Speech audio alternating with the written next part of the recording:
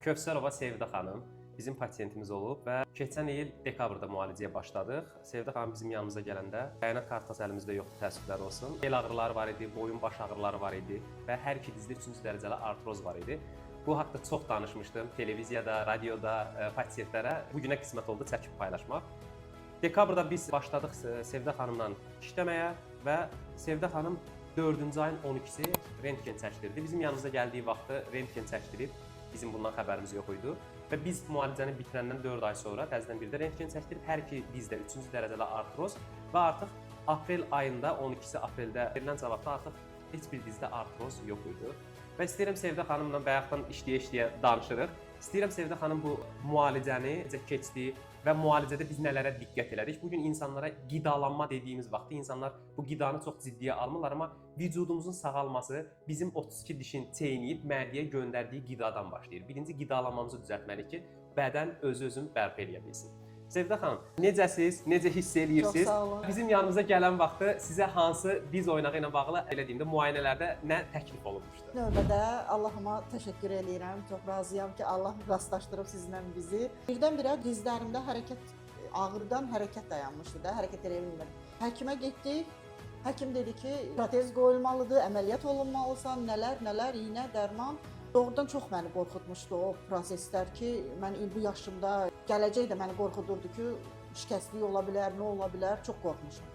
Allahın qisməti, təsadüf nəticəsində toya gedən müddətdə radiodan sizi dinlədik və dedik gələk sınayaq. Çox şükür, Allahıma çox şükür ki, gəlmişik.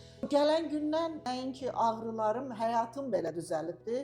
Necə yeməliyəm, necə yeriməliyəm, necə dayanmalıyam, necə oturmalıyam. Yəni 55 yaşında mən balaca körpə uşaq kimi bunları öyrənmişəm. Yeməyimi, içməyimi, oturub duruşumu. Onlara diqqət eləməklə də, sizin müayinələri, müalicələri götürməklə də çox şükür ki, bugün sağlam. Halbuki bir pilləkəni qalxa bilmirdim, mən müəllimə idim də. Elə olmuşdu ki, birinci mərtəbədə mənim üçün dərslər salınırdı ki, mən pilləkənlər qalxıb düşə bilmirdim. İndi bütün pilləkəni bir nəfəsə qalxıram, düşürəndə nə ağrı yoxdur dizlərimdə. İndi daha yaşamağa daha çox həvəs artıb məndə ki, cavanlaşmışam. Əla. Ümumiyyətlə, bu müalicə dönəmimizdə dərmandan, hər hansı bir şeydən istifadə eləmişikmi? Vücudumuzu sağaltmaq barədə. Deyil, elə ən çox sevdiyim bir şey də odur ki, iynə, dərmansız mən bu sağlamlığımı bərpa eləmişəm. Möhtəşəm. İynə dərmansız, heç bir iynə dərmansız. Əvvəl mən sümük ağrısı bilirdim. Elə bilirdim problem sümüyümdədir. Mənə belə gəlirdi ki, sümüyümdə nəsə pis bir xəstəlik var ki, mən sümük ağrıyırdı. Mən əzələnin ağrısı olduğunu heç ağlıma gətirməzdim ki, əzələ insana o ağrıları verər.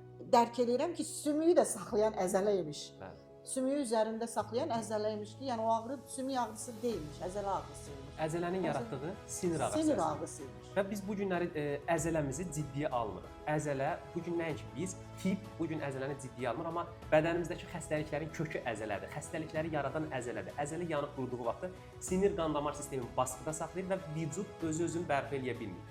Bununla yanaşı olaraq da Sevdə xanıma uşaqlığından bizim yanımıza gələnə qədər şokolad qız deyirdilər.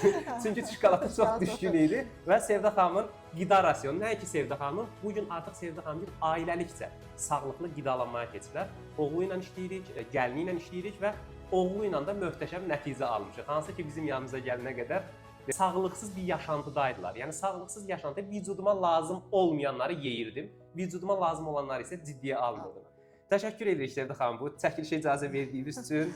Bunu öz səhifəmizdə paylaşacağıq və əminəm ki, insanlar sizin bu videonuzdan sonra həqiqətən öz vücudlarına inanıb, ya bir şey ki, dərman sağaltmır. Yəni öz bədənimiz bunu sağalda bilirsə, biz niyə buna üstünlük verməyək? Nəinki dərmanlarla vücudumuzu allatmaq. Minnətdarıq bir daha. Çox sağ olun, mən sizə minnətdaram. Mən sizə təşəkkür edirəm ki, 55 yaşında mənə yaşamağı öyrətdiniz, yeməyi, yəni sağlam yaşamağı, ağrılardan xilas etdiniz. Çox sağ olun, minnətdaram. Siz də sağ olun.